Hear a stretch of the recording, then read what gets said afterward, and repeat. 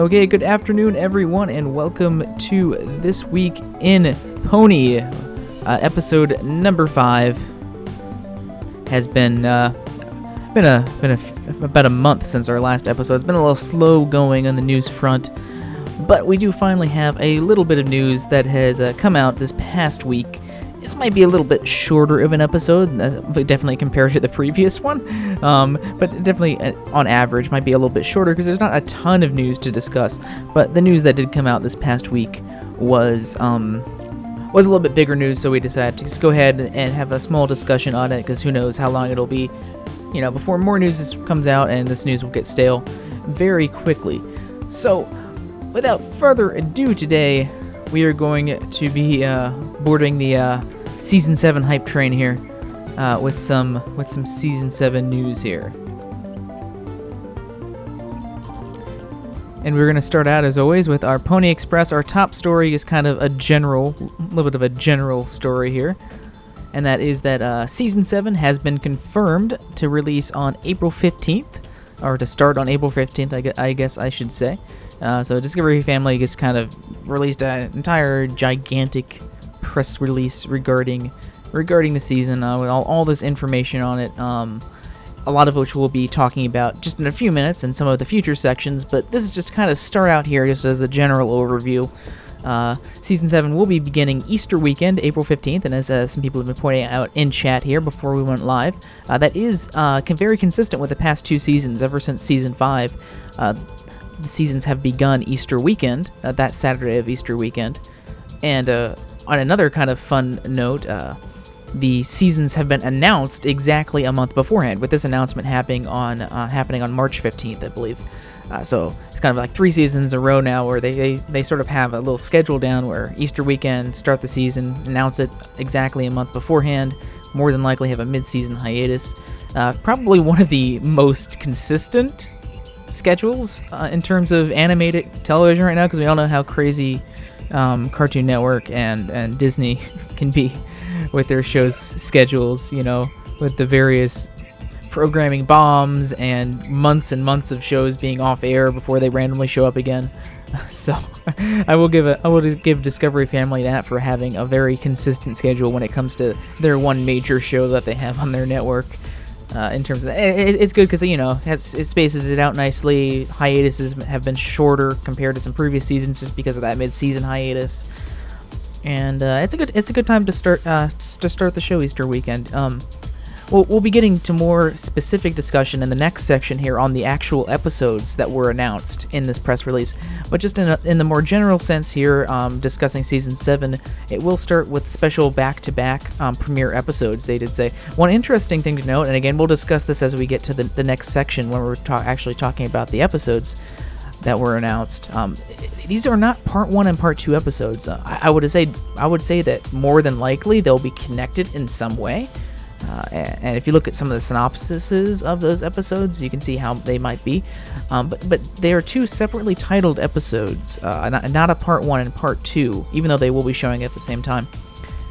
Which is a first for the series in terms of that. We've had a couple season enders that were 1-parts, but all the season starters have been kind of a 2-part episode. Where this one, at least in namesake, it is 2 separate episodes, and we'll kind of see plot-wise if they tie together or not. But Discovery Family is keeping with the tradition of having the premiere have 2 episodes shown, so there will be 2 episodes shown. Interesting note is usually when they show 2 episodes, they start at the top of the hour, whereas of course the show normally starts at 30 minutes in, half an hour. But they did list that this 2-part premiere, or the 2 episodes for the premiere, will be starting at 11:30 a.m., which is, of course, the normal time a single episode would start instead of 11 o'clock like previous 2-parters.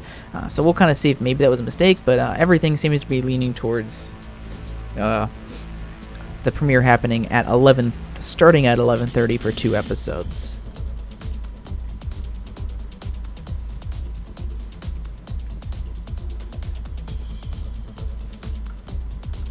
Yeah, and we'll kind of discuss this more as we get to the next subject here, Tim. But yeah, it does seem that maybe these episodes are connected in some way, but it's not a continuous story. Like two-parters, obviously, you have a done to be continued at the end of it, and it's just one long episode. But this one might be two it seems to be like maybe two separate things that are maybe connected, but not the exact same story, but maybe two stories that kind of intertwine with each other in some way, which is interesting, and it definitely makes it seem like there won't be some sort of big bad evil thing like the past couple of season openers. Haven't really had a big bad evil thing either.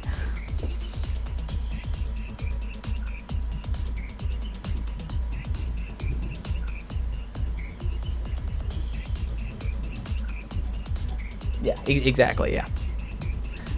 Well, with that, since we're going to start flowing into this anyway, we'll go ahead and we'll continue with our normal show news here.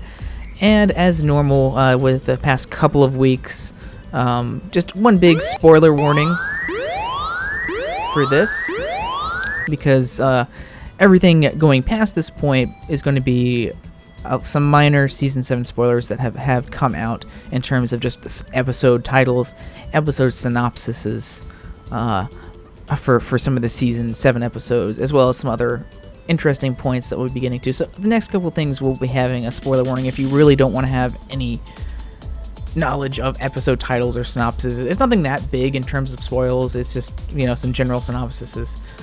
We won't be going into some of the other things that were discussed for later episodes. In the press release, they did discuss a lot of things that will be happening later this season, and I'm not talking about the guest stars, I'm talking about a few other things. We won't be discussing that, but we will just be giving some episode synopsises for the 2 episodes that were announced.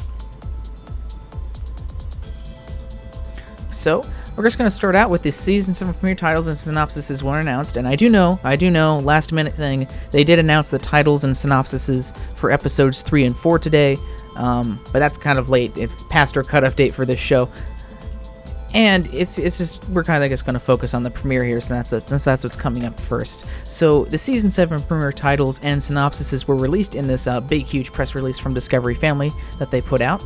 As we mentioned, the Season 7 premiere will consist of 2 separate episodes. Whether or not they'll be tied together or not is yet to be seen, but it will be 2 separate episodes and not a part 1, part 2. The first one is titled Celestial Advice, and the second episode is titled All Bottled Up.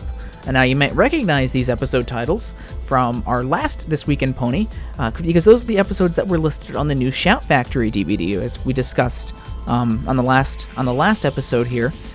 Shout Factory did announce a new DVD revolving around Starlight Glimmer and Twilight Sparkle, and they of course listed a few episodes from past seasons, but it did list 2 new episodes on that, obviously from this season, and those episodes actually wind up being the season premiere here. So a few minor things. I've just kind of briefly summarized the synopsises that were given, so it didn't just copy and paste the whole big synopsis. So these are just kind of, I even synopsisized the synopsises here, so it's just to get the main points of what was going on in these 2 episodes. So in Celestial Advice, Twilight Sparkle antagonizes over Starlight Glimmer's future and gets advice from Princess Celestia.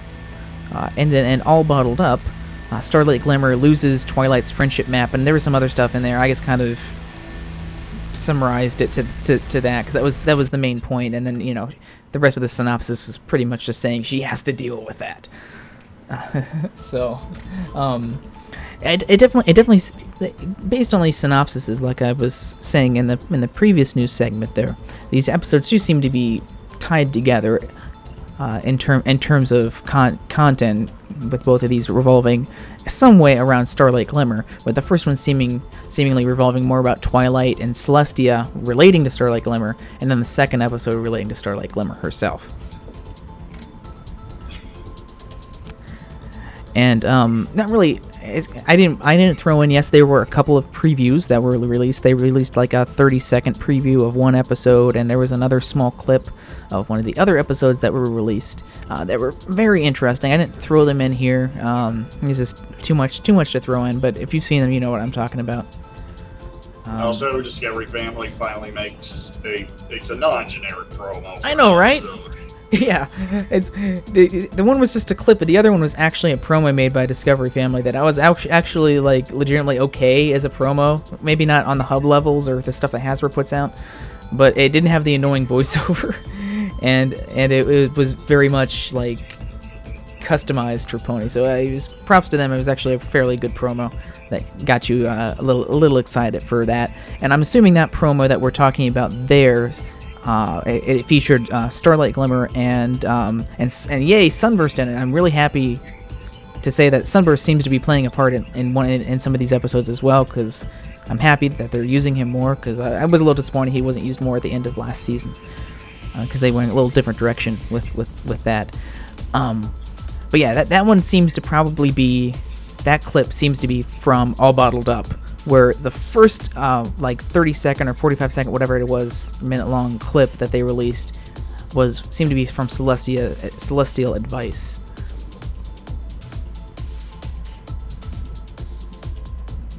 Yeah, I'm totally with you there, Tim. I'm really hoping that that's because her Celestial Advice. When we saw that episode, the episode name a month ago, when we were discussing it, like, oh man, Celestia episode. Hopefully, it doesn't really seem it's going to be a Celestia episode, but I'm really hoping she's highly involved in that episode, along with Twilight Sparkle. It would be great to see her have more front and center in an episode.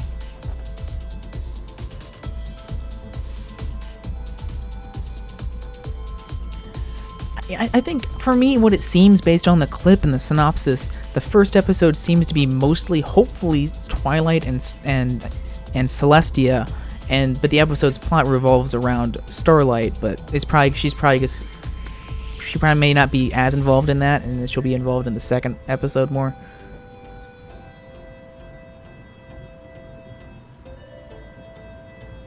And yeah, Radio Dog brings up a good point. If you have seen, if you've seen the first preview clip, which I do have a screenshot of from in the left. These are next few slides will feature screenshots from the press release. This is a screenshot from, I believe, from Celestial Advice, and you will see Discord is there. And if you've seen the preview, Discord is in the preview. So yes, Discord is in season 7 at least for the opening. You know, we don't know if I'll have any additional episodes this season, but he is in season 7 at least for the opening. So rest your fears aside, they didn't just suddenly get rid of Discord this season for some reason, which of course wouldn't make sense after, you know, what happened in the finale and how that ties with Starlight Glimmer, who's obviously they're continuing with her story this season. And subsequent tweets, though, and we'll actually have a news story relating to this later on in our discussion here, but John DeLancet doesn't seem to be very involved in terms of knowing what season he's voicing stuff for. He comes in, he does the voices, but he isn't like, oh, I know this is for this season, or I know where exactly this episode's going to be, because they do this so far ahead of time that, they're recording seasons, a year ago or so that are just going to be premiering now.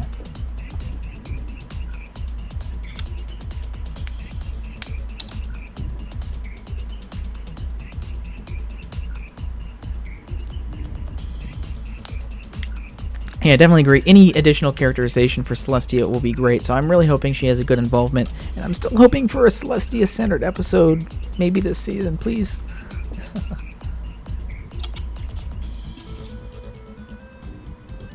Thus preventing everyone's fears of there not being any Discord and everybody claiming this season is 0 out of 10 because no Discord.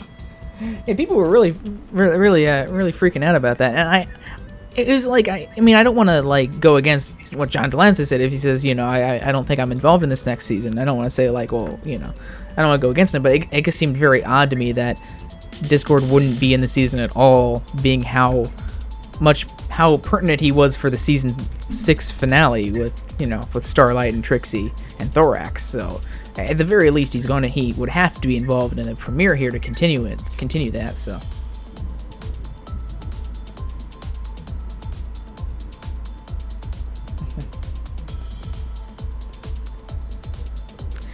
So it's definitely going to be interesting here. If you've seen the preview, it's I'm not exactly sure what the context of that is, but it definitely has some interesting things revolving around Twilight and Starlight being her pupil in it, and it's kind of hard to discuss anything, not just because spoilers, but because the context of it is we don't know the context of what's happening.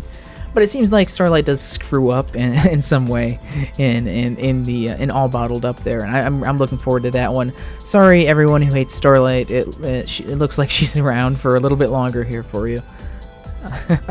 But I'm happy they're rolling. They're not shying away from that. They're rolling with it and continuing to give her a lot of development and stories and stuff, which is good to see.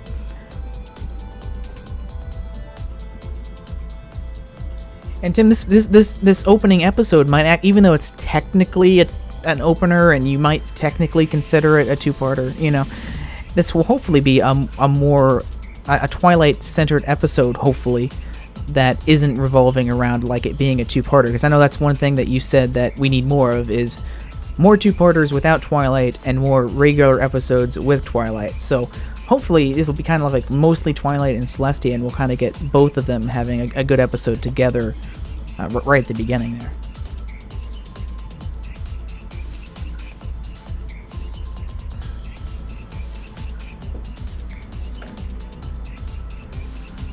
The more tears you cry because Starlight's in the show, the more seasons the show will go on. The staff feed on those tears. Let's see. So we'll continue to the next news item, because a lot of these kind of flow together here. This is another one from most of the stuff is from the Discovery Family press release. It did mention that there's only going to be 7 songs in season 7, if the wording in this press release is correct. It said specifically in the middle part of the press release that season 7 will feature 26 magical. I love the wording in these press releases. 26 magical episodes featuring 5 brand new original songs. So yeah, that's a little disappointing. I would say that would be very much the smallest number of songs per season. I wouldn't say it's necessarily surprising, being that we know that the movie production was in full swing at the time of this season's production. But I would be lying if I said I wasn't disappointed by that. I know quality over quantity and all that stuff, but that would definitely be the lowest number of songs we've had. Last season had a very few number of songs. It had 12. Oh gosh, I'm gonna have to pull it up in my iTunes here real quick so I can double check. So last season had 12. I was right. 12 songs total in it. And if we go back to previous seasons of the show. And this is including some things that you might not count as songs, but just as a general overview, about 21 for season 5, 25 songs for season 4, 16 for season 3. So this would be the lowest. If that is truly only 5 songs, that would be the lowest number of songs per show, even before we had musical episodes. But definitely the lowest number, which is a little disappointing, but understanding. But yeah, I kind of added that at the end there. If it's true, there's only going to be 5 songs, and this wording in this press release is correct, that might mean this season doesn't have a musical episode in it. If it did, then the musical episode will probably be the only episode that had songs in it at all. If it was 5, because usually the musical episodes do have 5 songs. So unless the wording got misconstrued in it, and they meant there's going to be a musical episode in it that has 5 songs in it, 5 original songs in it, but then they just kind of forgot to put that the rest of the season still has songs. Who knows? But yeah, there will be at least 5 songs this season. So yeah, I mean, it's not like songs are going to make or break an episode. There's pretty great episodes that have songs. I'm just a real big fan of the songs in the show, so less is a little disappointing for me. But I'm sure the episodes will still be great nonetheless. And of course, they're busy working out not only the music, the songs for all the songs in the movie, but also Daniel Ingram is also, of course, doing all the score for the movie as well. So a lot on his plate in terms of that. So again, disappointing, but not exactly shocking. If you want your musical fix, you gotta see the movie. Yeah, I guess less work for me.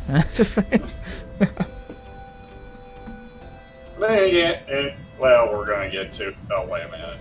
That'd be jumping ahead. But jumping ahead of the news we got. I was gonna mention something else, but then I realized that's up further in the show. So. Yeah. A lot of stuff, a lot of similar things to talk about. I don't know about the story editor. Of course, they haven't really made any announcements, and we still don't know who most of the writers are going to be. We only have like 3 confirmed writers and a lot of not confirmed writers about it. I did see Josh Haber did tweet something about. I believe it was around the time they released that first preview. He did tweet something relating to it, which leads me to believe he might still be involved as the story editor. But I guess we'll know in less than just a couple weeks' time here. So. Just a few weeks. So anyway, continuing from that, that was a small bit of news from the press release. Another thing that was confirmed in the press release, we again discussed this previously in the previous show, but now we do have official confirmation from Discovery Family. William Shatner will, of course, be guest starring in an episode, but it's not just him. There will be 2 guest stars this season, and they seem implied that there will not really implied, but explicitly stated that they'll be in the same episode, at least according to the press release. So in addition to William Shatner, who of course we heard about, there's also going to be Felicia Day, who is another kind of big personality in geek culture, if you want to say that, is also going to be guest starring as a role in the show, presumably in the same episode sometime later this season. They did say, and it's not going to be the opener, they said that it will be later this season sometime, probably in the summer. So again, no other information relating to who they'll be playing or what episode or anything else other than it's later this season. I'm still hoping for Patrick Stewart, but I don't know. He's a little shit now.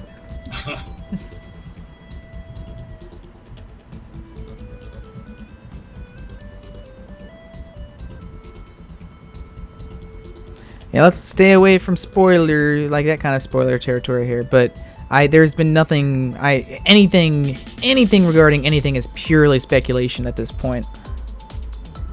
There's been no sort of official or unofficial confirmation about anything that he's playing. Everything is just people just putting 2 unmatching cogs together and saying, "Oh yeah, I'm sure that's what's gonna happen." So. I don't want anyone to get the wrong idea about anything here.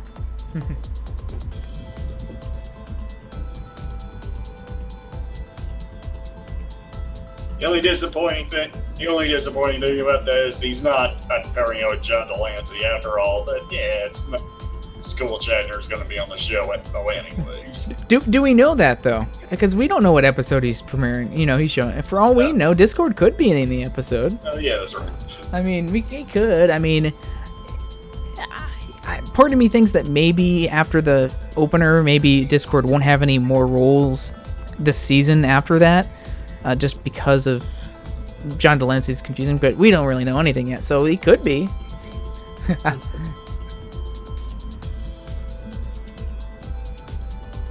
Yeah, but what I'm saying isn't necessarily that. It's just that anything now is 100% speculation. It's not even like people or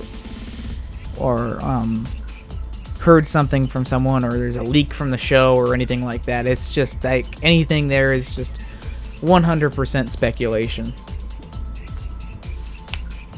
That's kind of what I was trying to clarify. It's not like shh, it was leaked or something. It was like everything regarding who he might be playing is 100% speculation.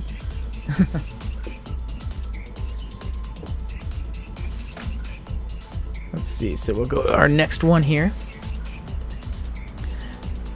And this is another kind of little bit of tidbit news from that press release here. If you're ever so interested and you do have Discovery Family, leading up to the Season 7 premiere, Discovery Family will be running every single last MLP episode leading up to the premiere in order.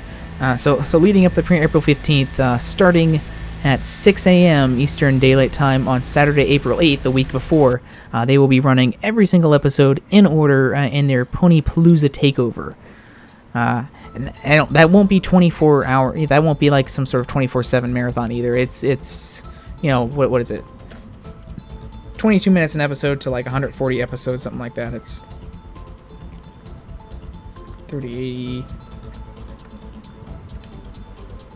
divided by 60 divided by 24. I mean, it's just like maybe like a little bit over 2 days worth if you run them constantly. So it'll probably just be during the mornings that they'll be running them, but not all day if anyone's curious.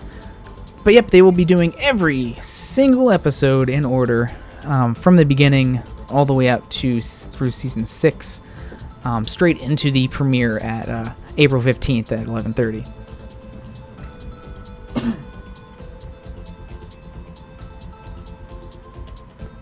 So, if you really want to binge watch it and don't have Netflix or other means of watching it, or just really feel like watching it on TV, there you go.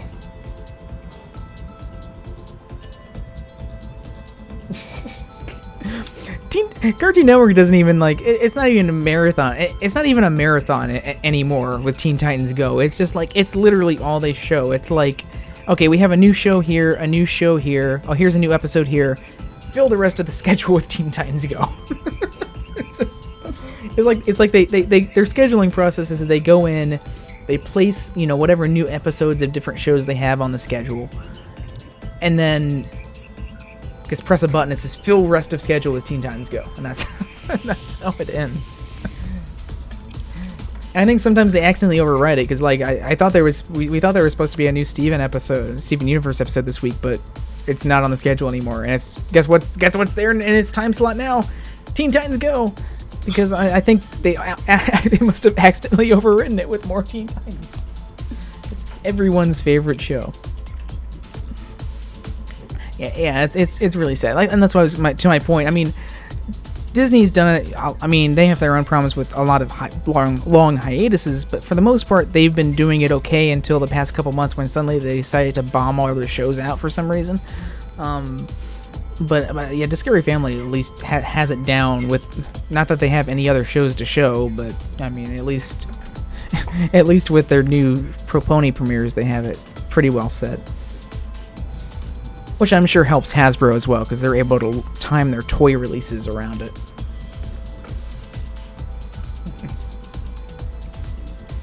So yeah, Ponypalooza starting on April 8th at 6 a.m. bright and early, so if you ever want to tune into that, it's on all week up to the season premiere. Next piece of news here, this was kind of what I was talking about with John Delancey's Twitter.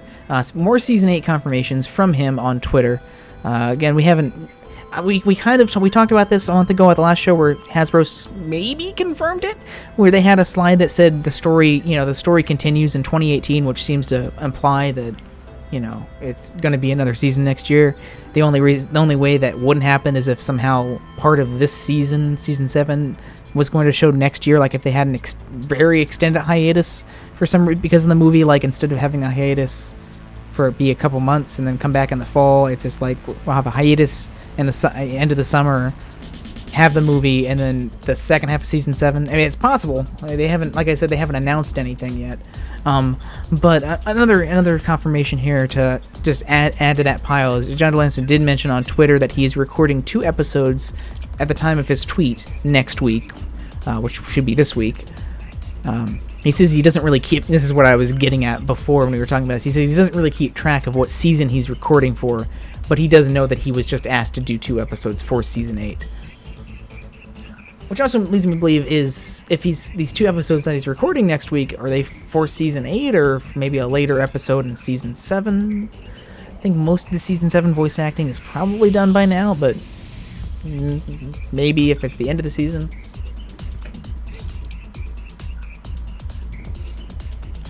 Yeah, the bomb schedules. I mean, I can see what Disney's doing because they have a few different shows now, so they're like, oh, we can just bomb this show this month, bomb this show that month, and bomb that.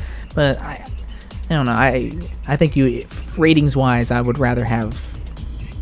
Let's have this show premiere on Monday, this show on Tuesday, this show on Wednesday, and then just do it every week. That's just me. I don't run a network.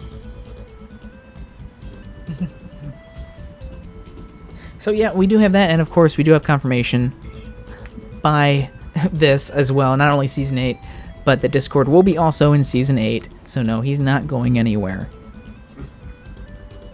Sorry. The best part of Season 8 confirming is that we also have more stuff to talk about going on this show. Yep. Over another year. Yep, and Tim, that was exactly my point in terms of that. If you show an episode every week, you can stretch that to, like Pony does, for 24 weeks. And when you have a 15-minute show that's showing in 15-minute increments like Steven Universe, suddenly that 26-episode season is actually two 15-minute episodes for each episode. So you actually have 52 15-minute episodes. Show one of those a week, you have a whole year of shows for one season. I mean, it's just, I don't know. But now let's just bomb all of Steven in a month and then have like a 6-month hiatus. Yeah, why not? Or like what Disney's been doing with Milo, instead so they don't blow through the episodes all month, but in order to make it like they had it only, so they have a new episode every day instead of showing one 22-minute, they're just cutting it in half to 11. Well, yeah, and 11-minute chunks each day. Yeah, and that's what they did with Star in February, which is really weird because, I mean, Disney has been pretty consistent about showing these shows as, 22-minute, full 22-minute two-parters once a week, and then, they'd maybe show like 3 or 4 weeks and then have a hiatus for one show and bring another show on, and it was somewhat consistent. But then it's like, nope, here's the rest of season 2. I don't know what they're thinking. They see what Cartoon Network's doing. It's like, as long as they don't like have put pickle and peanut or something on for like 90% of their schedule.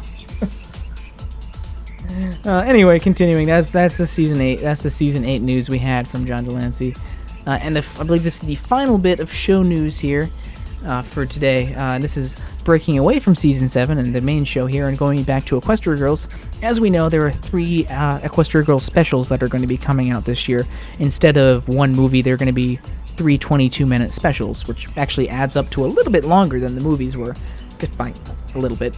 But on Twitter, Hasbro did respond in a tweet saying that the 3 previously announced Equestria Girls specials will be airing this summer on Netflix, and that is the key here. Is that's what we didn't know before, is that they will actually be airing on Netflix, much like the previous Equestria Girls movie, or at least first on Netflix. I'm assuming they'll probably make their way to Discovery Family at some point, but they are going to be premiering exclusively on Netflix. No exact dates or other information was given, but this does follow the precedent set by the previous one about heading to Netflix first. We'll kind of have, I guess we'll have to see how they space them out. They did just say in the tweet this summer, so I don't know if they'll all be going up at the same time or if they're going to be spacing them out.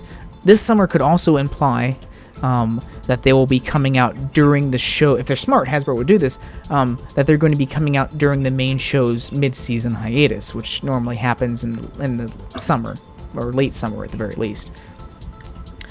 So that would actually make sense if we actually get these during that to hold the fans over. This also goes back to the lack of songs in season 7. I mean, if Ingram has to pull his talents into the movie, and he also has to do right if there's songs in these 3 specials, he's got to do that too. So. Yep. Although I'm sure there probably won't be as many songs. I'm sure at the max there'll be 1 song per special. I doubt any of them will have more than 1, which would work out to be less than the previous movies as well, at least. Yeah, I mean, without getting into a completely sidetracked discussion on Equestria Girls, I didn't hate the first movie as much as some other people did, but I mean, it had its issues, but they really managed to kind of turn something that was obviously just kind of a toy ploy to try and compete with Monster High and say, hey, do this, and they actually turned it into something pretty enjoyable with good stories and characters in it as we get through the past like 3 movies. So I'm really excited for the specials, and the reason I'm excited for these specials versus another movie is because the movies have their pluses. A long movie runtime, 71 minutes, allows you to flesh out the story a lot more. It allows you to have a single story, flesh it out a lot more. You don't have to kind of cram that whole story into a 22-minute episode like we do with the main show. So it allows them to flesh the story out more. But the problem is, it's when you have a big ensemble cast like we do in MLP or in Equestria Girls. It makes it hard to focus on any of those characters. So what happens in the past, 4 movies is most of them, they mainly focus on Twilight, then Sunset Shimmer, and then Sci-Twi, and so they've mainly focused on those characters because it's hard to give a focus because you can't really have multiple focuses on all these different characters in one story.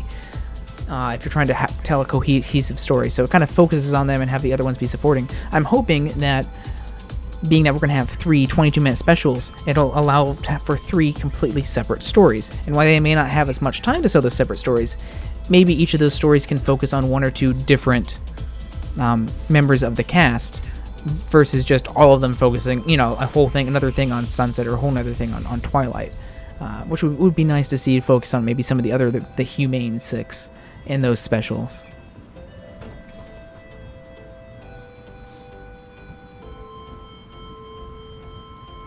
Yeah, who knows? Maybe the Sirens will come back in one of the specials. It'd be interesting. Tim wants his Adagio fix. And that's the good thing. Another good thing about the specials is when you have a full movie that you just have one story to tell each year, it's hard to bring something like the Sirens back, because you bring them back, you're stuck with them for the movie unless you just have them do some weird cameo, which doesn't feel fulfilling. So if you want to use the Sirens, you have to commit to a whole 7-minute movie of, we're going to have the Sirens back, rather than doing something new or something else. But with specials, you can maybe say that, hey, we can have one of these specials maybe when the Sirens come back, because it's just one of 3 specials. So maybe it has more opportunity for stuff like that as well. We'll see.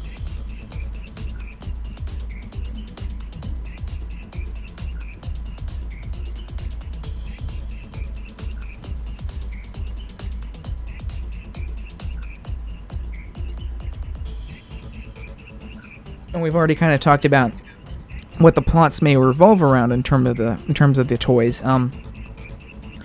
being the different Equestria Girls sets we saw at Toy Fair. So I will say I'm not holding my breath for the Sirens. I'm not going to expect them, simply because, with the exception of the Adagio Equestria Girls Mini that's been out for a little bit, none of the toys we saw at Toy Fair had anything to do with the Sirens, really. So I'm not going to hold my breath on that.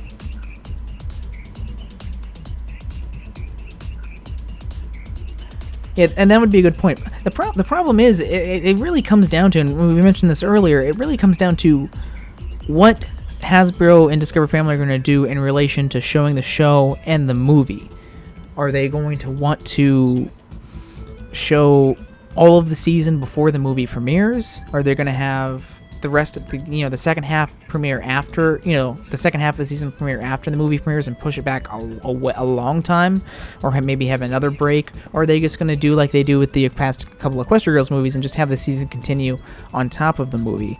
And that's something that, it's really hard for us to say, and speculate on that. There's multiple positives and negatives to doing both, to continuing the show during the movie, or putting the show on a mini hiatus around when the movie surprises. There's positives and negatives to either one of those, and that kind of plays into what Radio Dog's saying there about the Equestria Girls specials. And if they premiere in the summer, and if they premiere in the hiatus, how long is the hiatus going to be?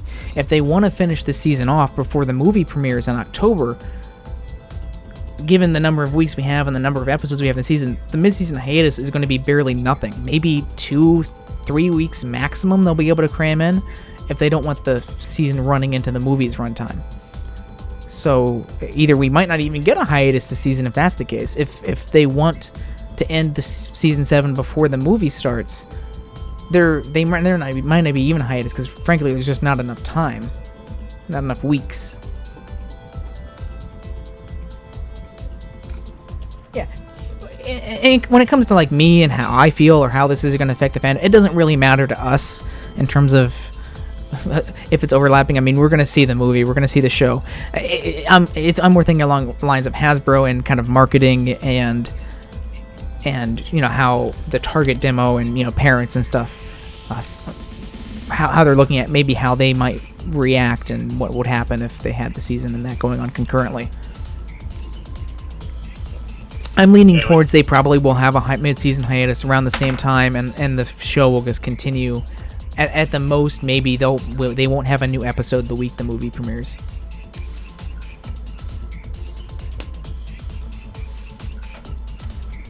Like I said, it doesn't really affect us either way, but means you get a whole lot of pony that day. See a new episode and then rush off to the theater.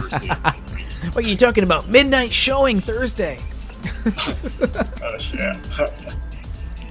Show up in all your pony swag. I'm totally not doing that. Okay. Well, with that, that's about it for, this should be about it for the show news here. And so now we're going to go into a little bit of merch news, and by a little bit, I mean one thing of merch news, and this is a weird thing that Matt sent in at the last minute. From Refinery 2019, they're reporting that a company called Cow Candy is releasing Pinkie Pie strawberry flavored string cheese. And jack cheese, not cream cheese.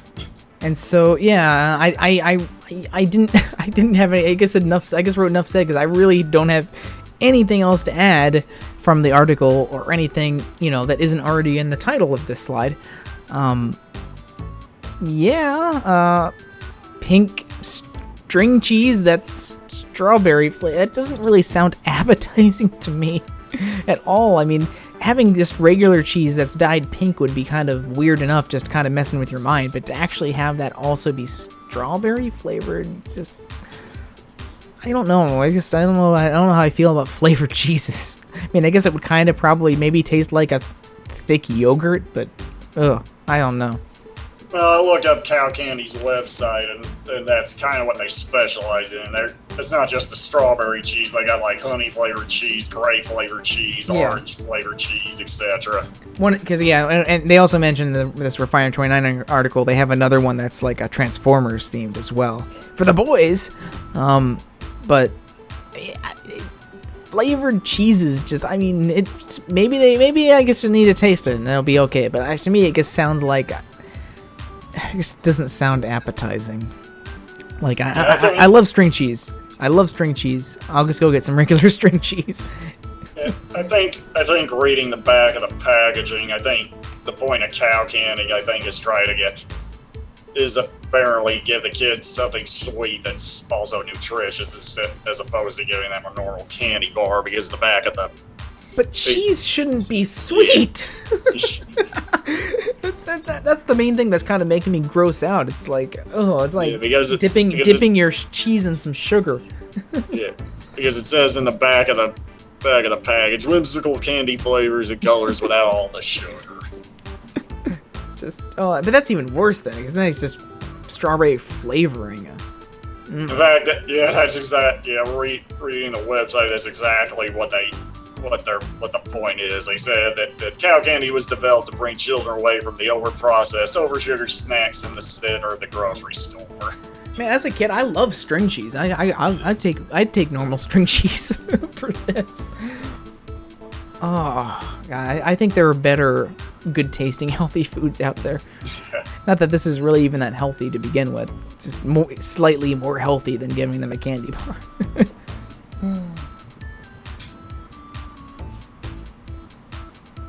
Yeah, but as I joked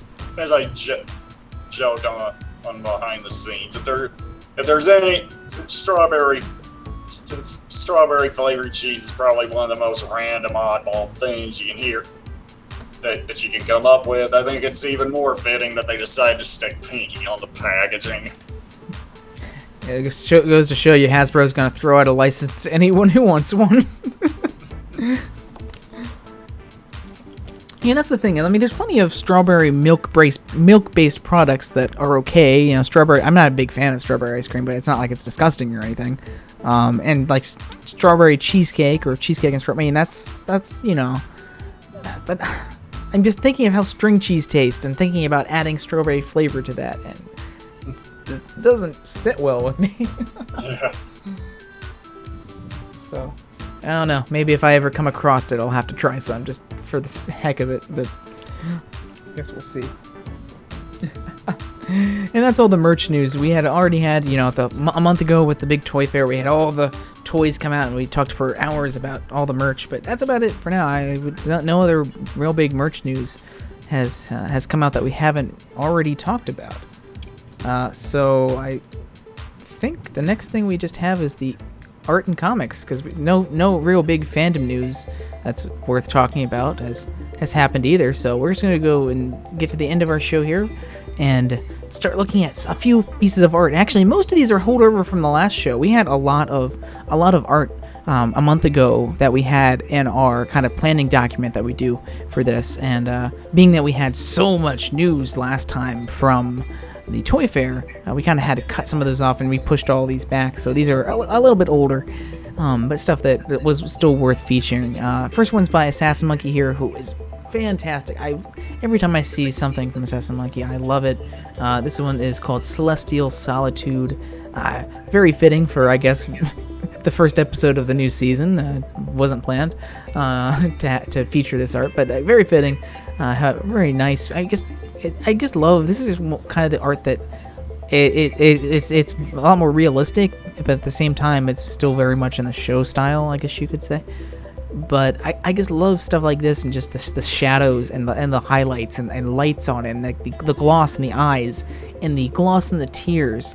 And it's amazing because it's like something like, if this was a computer generated image, like, it wouldn't be much, but for someone to actually go through and hand draw this and get all those lights and reflections in the eyes and the sparkles and shines in the hair, it just blows my mind. I mean, I have some artistic talent, but that artistic talent does not revolve around drawing anything. I suck at drawing stick figures, so much more of a color person than a drawing person, although I can't color in lines. But see something like this, it just blows my mind how, like, you could draw this and then draw, obviously kind of a pencil outline and fill it in with just such amazing texture and lighting effects, and get that to look so well, like it looks like it was generated by a computer.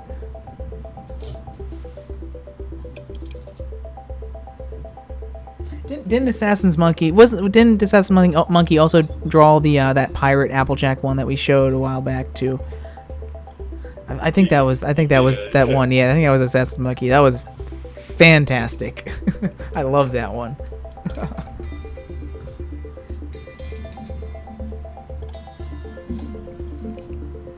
Ooh, that's good. I'll have to. Thanks for mentioning that, DM12. I'll have to take a look, maybe see if I can ever see one of their streams live, just to see them actually working on on stuff like this, because it makes me wonder. They might say in the description, I didn't really look, but how much time they actually spend making something like this, because, yeah.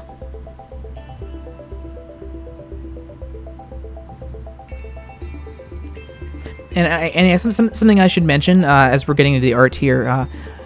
If you look on our website under the archives, so if you go up to the show tab at the top, go down to This Week in Pony, and then click the archives link, you can obviously see all of our past episodes there. But underneath all of those episodes, we also have a link to our show notes, which is just a PDF document. And the ones for this episode are actually already up there live now. So if you want to load up the show notes and follow along, those show notes will have all of the news titles. But more importantly, it will have a link to all the sources. So like the Discovery Family press release, for example, we put the source on the bottom. But if you actually want to go and find it, go to our show notes, click the link, and it'll be very easy to get to and read more on yourself. Or if we kind of obviously generalize some stuff, and you want to go see it yourself. And just as importantly, if you want to go see these artists and go see them on DeviantArt and give them a follow or a comment or like or whatever, or just want to see the art in more higher resolution for yourself, check out the show notes. We have the links on that. If you're watching this on YouTube, I guess you'd have to go to our website, CinemaQuestria.com, and go to This Week in Pony archives in the nav bar up top and see the show notes, so that way you can go and actually click on where all of these things are, since you can't really do that in the video. Let's see, so we got two more here to feature, so as much as I want to keep looking at Celestia here, this next one is, had to include it because Applejack. This one's by the Discord. It's called Slip and Slide. It features Applejack very frustratingly trying to get through a minefield of banana peels. Must be Discord's minefield. Assassin Monkey, thanks for the clarification. Oh. Yeah, she's frustrating not because she's sliding on bananas, but because there's bananas at all.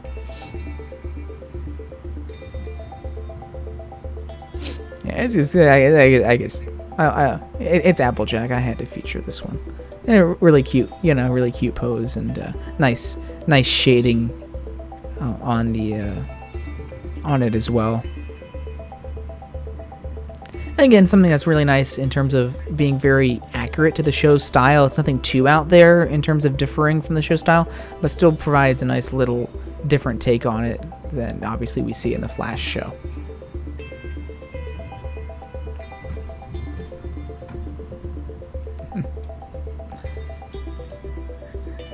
And finally, the last piece of artwork we have is by, oh gosh, I'm not going to be able to pronounce this, Guying Hannah's, yeah, I guess it would be Guying Hannah's 2880, and this is Luna with the spaces.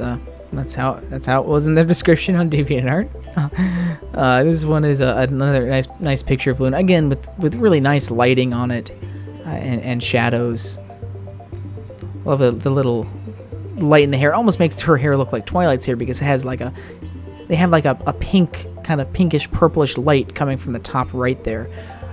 Shining onto her purple blue hair, which is giving it that highlight color there, but it's a nice effect on it.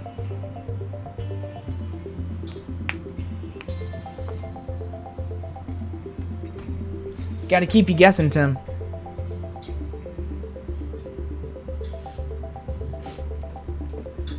Yeah. So that was our daily dose of silly Pony Applejack of that last one.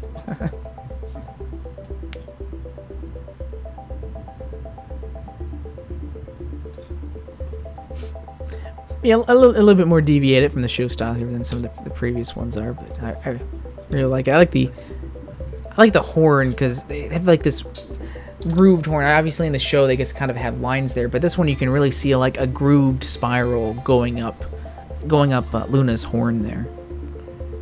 Yeah, and of course that kind of emo sort of one-sided hairdo that she has.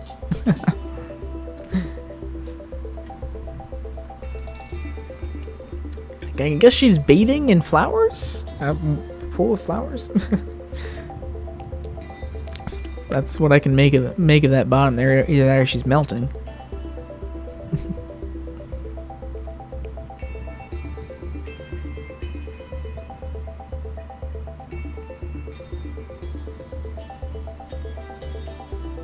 Yeah, really like the eyes as well in this one. Oh, she's oh, I see. So that's so she's in what's her name? So she's in a tree hugger's dream then, Tim. That's what you're saying. She has entered tree hugger's dream.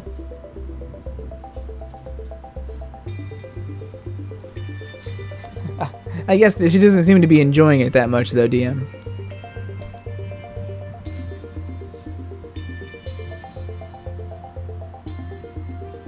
All those flowers will rely on when she's in Lotus and Aloe's dream.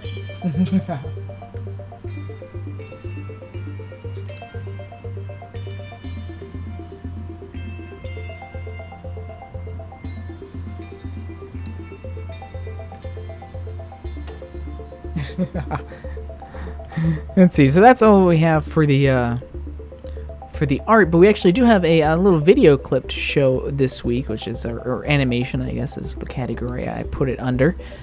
We talked about this previously in our some of the fandom news in the past shows, but Two Snacks is actually back after being pretty much gone for a year or so.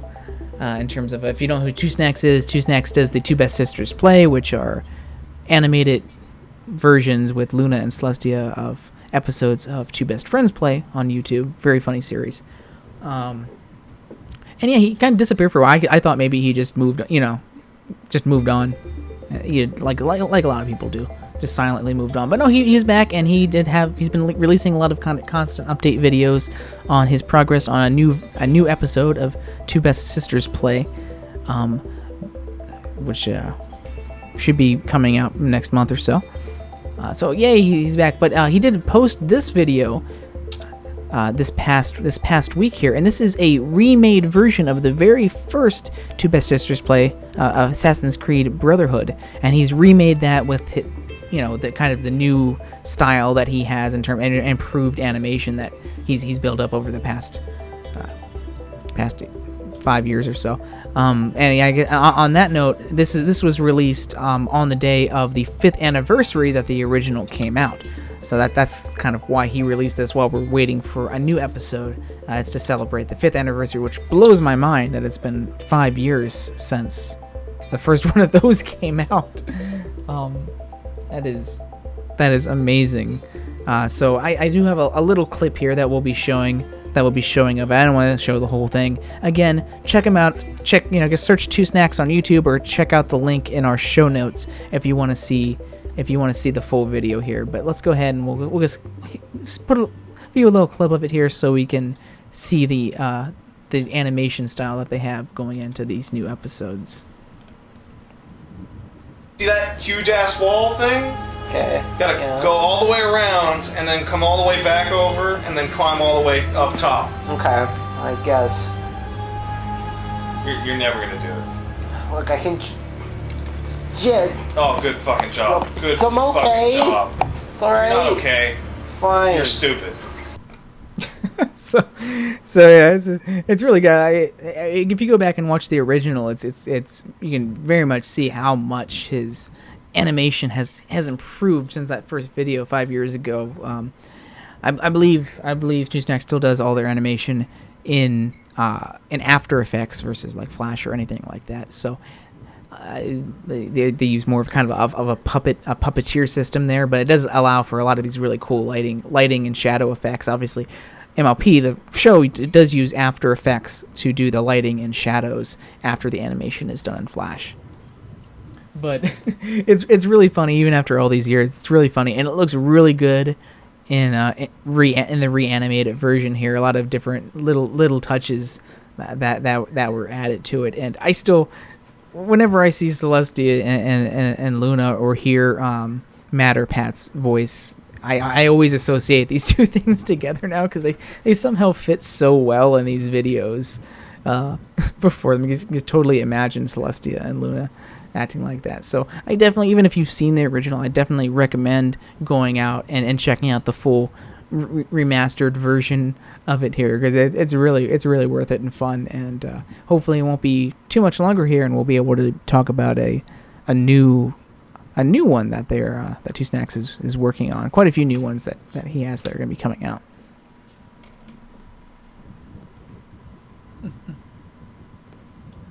Yeah, the animation is just amazing. And we talked about this previously. He took a break, but he wasn't really taking a break.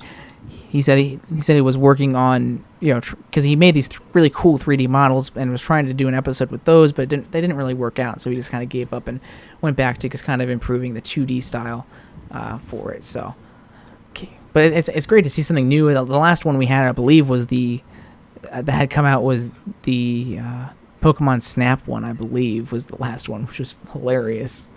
But even just seeing some of the improvements since then is great.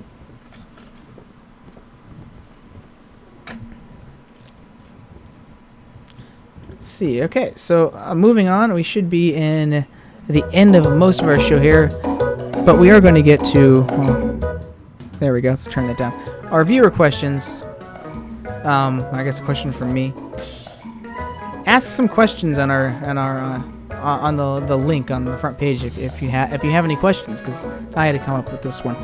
This is actually one I wanted to ask last week, or not last week, on the last show, but it was kind of put aside for a question relating more to the merchandise, since that's what we talked about was that. But do you think the fandom is dying? Because this is something that you see coming up. Well, first off, hilariously enough, I'll answer this question with just an hilarious comment. Is that this is a question that you've probably seen leveled since 2012, or the end of 2012, maybe the beginning of 2013. So maybe that's enough to answer the question there, in terms of that, because it seems like this question has been always constantly asked. And I'll echo, in terms of an actual real answer, I'll echo what Tim is saying here. Dying is a strong word. I wouldn't say it's dying. I will say that activity has decreased, as it does with a lot of things over time, and also activity has changed. I think the fandom peaked in a lot of ways in 2012 during Season 2 and directly after Season 2 going into Season 3 during that hiatus, because that's when most people were brought into the show. At least the highest number, I guess the highest volume of people were brought in at that time. And there was it was crazy back then. If you weren't around for 2012 and Season 2 and Season 3, it was something completely different than it is now in terms of activity. Just because there was a ton of art, a ton of comics, a ton of and more differently than now, there was a ton of music and fan music and remixes that were coming out. Not to mention the Brony documentary too, and all the hype surrounding John Delancey. He exploring the fandom during that period too. And really, in terms of the music, it's not something we don't. There's still a lot of fan music out now, but I don't think it's as prevalent as it was back then. But I think a lot of things have changed, and we've discussed this previously in episodes of Triple E. That I don't necessarily think that it's dying, but I think a lot of they're not maybe quite as excitement surrounding it, because back then, for a lot of these people, when we were all, a big mass of people joining the fandom at the same time, it was something new, it was something exciting. Now, it's not that maybe people don't like the show or don't enjoy it, but it's not that same excited feeling, because it's not something new. I mean, I've been watching this show now for as hard as it is to accept, over 5 years now personally, so it's kind of a part of my life now. So it's not something, it's something that's kind of not mundane, but it's something that's regular. So I think that is how a lot of people, and there's a lot of people that have moved on and done to other things, but there is still a lot of new people that are coming and watching the show as well, especially a younger audience as well, people who are maybe in their teens or upper teens, versus 20s or something like that. I have seen a lot of influx of those younger kind of generations. I'm in my upper 20s myself, although I guess 5 years ago I was in my lower 20s when I started watching this show. But yeah, I definitely have noticed a lot of younger people, like maybe preteen, teenagers of both genders, a lot more in the fandom recently. And these are maybe people that have actually grown up with, watching the show maybe in their upper, 8 or 9 years old or something like that, and have entered the fandom after that. And also, I think where people discuss has changed as well, and this is just the nature of the internet changing more than anything over the past 7 years. I don't think the Reddit community it's still very active, but it's not as active as it once was. But a lot of that necessarily isn't the fandom changing as much as the internet and where people talk about stuff changing. Of course, now a lot of people are kids. A lot of kids these days. I don't want to sound like an old person, but when I'm growing up on the internet, I started, AOL chat rooms, and then, got message boards and forums, then IRC chat, and eventually, like modern times, at the end of the last decade, you get more, Twitter and Reddit and stuff like that, where people are discussing it. But now, there's things like Snapchat and a lot of different mobile applications where people aren't necessarily discussing things wide open in public, but maybe amongst friends or a smaller subset of people. So, how people are discussing things are also changing as well. So it is really hard to kind of pinpoint if the fandom, how less active the fandom is, how less people are. I mean, the last couple of BronyCons, have been the one 2 years ago was the biggest one ever, and the one last year wasn't, was still pretty big. Had a little bit less numbers because since it was later in the year, but yeah. Plus, you can also tell Plus, with the movie coming out, there's sure to be Brony get-together parties for that. I bet. And I also think there's a lot of over the past 4 years or so. Just give me a second.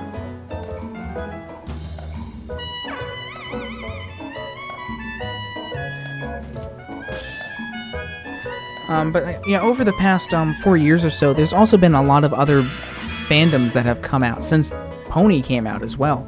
So I think a lot of people are also now splitting their time between multiple fandoms. Like maybe they're still watching this show, but we had Gravity Falls come out in 2012. We have Steven Universe, of course, is a big fandom. That show came out in 2014, 13.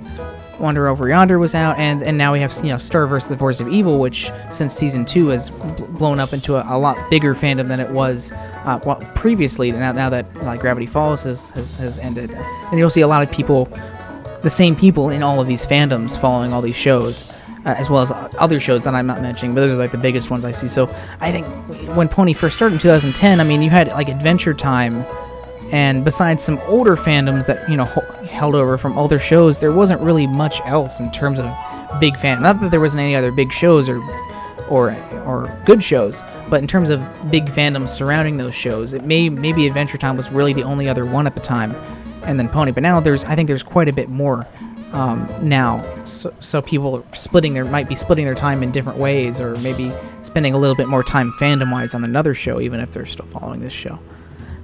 So there's turnover. I will say that it's not, Pony is nowhere near as active fandom-wise than it was in 2012. But I think seeing people say, "Oh, the fandoms die," is kind of just like chicken running around with their head cut off. Because I think there's a lot of things involved that one person might be noticing. Oh, this place seems less active. Oh, I guess fandom's dying, or one of the most interesting things is how little I'll run into people like in YouTube comments on my channel or something like that don't know about Equestria Daily, and it just seems like in terms of the Brony fandom, like that seems to be like something that you would think every single person would know about, but there's a large section of people that don't know about it, and and it surprises me. And so even just like that should let you know that the fandom might be bigger than you think it is. If there's people out there that don't know what Equestria Daily is, they might not be participating in discussion there. So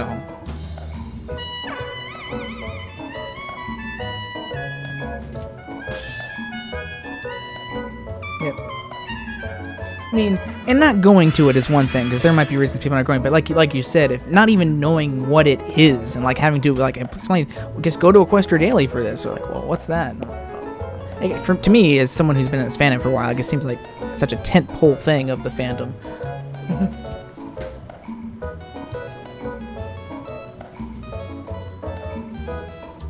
Yep, exactly, DM. Star versus Samurai Jack. I'm not really into Steven Universe myself, but that's a huge fandom as well. So that a lot of people in the MLP fandom were also involved in. Sonic Boom. And unfortunately, a lot of those people, Radio Dog, base their things on television ratings, which is such a big stretch of things. Pretty much. For TV ratings, if you're not a Nielsen family, then you're not going to have any really effect on that anyway. So how many Bronies are Nielsen families? It's like the least thing that should be affecting your opinion on if the show is dying or not. But yeah, I think the fandom has evolved a lot, and it has become active and less active in a lot of different ways. Like I would say fandom music is a place that has declined heavily, at least in terms of what I've seen. I know there's still a lot of people out there making that, but it's nowhere near as prevalent as it was back in the days where we had Living Tombstone and all these other ones, Acoustic Brony, all these are really big names that were pumping out a ton of very popular stuff. It's not as featured as heavily anymore in the fandom, I guess. But I would say it's changed a lot. In a lot of ways, the excitement level has gone down in terms of it not being new, something new and exciting for most people anymore. But I think people are still there. We wouldn't be getting an 8th season if some people weren't there.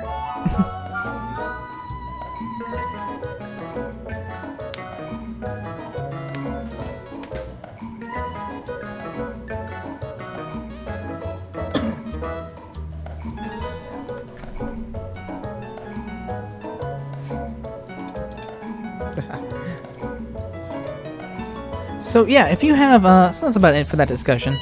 But it's just something I wanted to ask, because I figured most people would probably be saying the same thing. But it's something I've seen asked so often on the internet that it'd be interesting to see what everyone else thought. So, but we're still here. We obviously still like the show. So, Anyway, as I mentioned before, if you have a question that you think we should you'd like to ask not just us but ask the chat on a future This Week in Pony episode, please submit it. It can be anything relating to the show or the fandom or really anything at all. Just go to that URL there, brony.co/CQ ask. That'll direct you to our Tumblr ask page, which you can submit a question to. Just submit a question, submit it away. It'll launch into our Tumblr inbox, and we'll consider it for our next show. And no, you don't have to have, if you hate Tumblr like I know I do, you don't have to have a Tumblr account to do this. All this submitting stuff you can just do anonymously. I'd appreciate if you said who you were, at least, so we could credit you, but you don't need it. You can just go there, put something in, press submit, and be done. And go away from Tumblr for the rest of your life if you want. And the same thing with fandom news or fanworks. If you see any news that you think we should discuss, or more importantly, fanworks, art, videos, music, whatever, because usually we can find the news pretty easily. But if you have any really good fanworks that you see, go to that URL there, brony.co/CQSubmit, and that'll actually allow you to submit not just text, but also images to us via our Tumblr. Again, no account required, and that'll help us help us gather some stuff. That you know, and for news, it should be something worth discussing. I mean, there's been some news that has come out, but it's not really worth discussing, because that's kind of what we do.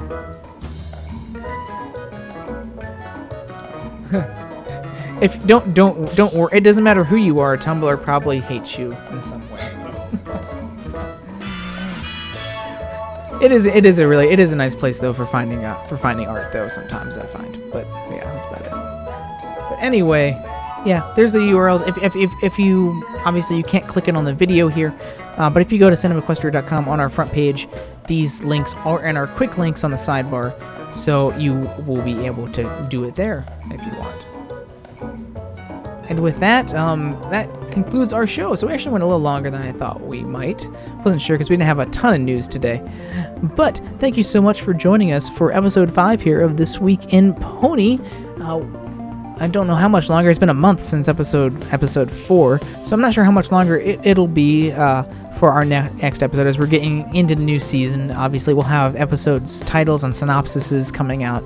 Not really sure if we'll have any episodes just focusing around those, but as fandom and show and merchandise news comes out, we will be compiling all that, and when we think we're ready to do another show, we'll let you know. Make sure to just follow us on Twitter and check out our calendar and, of course, our show page on CinemaQuestria.com, and we'll let you know when the next show is coming out. As I mentioned before, make sure to also check out the episode archives under our show page as well. Not only if you want to rewatch an episode or an episode you missed, but also to find our show notes if you want to go find links to the videos and art and sources for our news stories that we discussed today. So, thank you so much for joining us, everyone, for This Week in Pony. Remember, tomorrow we will be having Triple E. We had some problems last week with our chat. No matter what, this week it'll be going on, even if for some reason maybe it goes down again. So tomorrow we'll be finally discussing Three's a Crowd, the Discord Glass of Water episode. So make sure you join us tomorrow at 5 p.m. Eastern Daylight Time now. Eastern Daylight Time for that episode discussion. So we'll see you then, everyone. Thank you so much for joining us.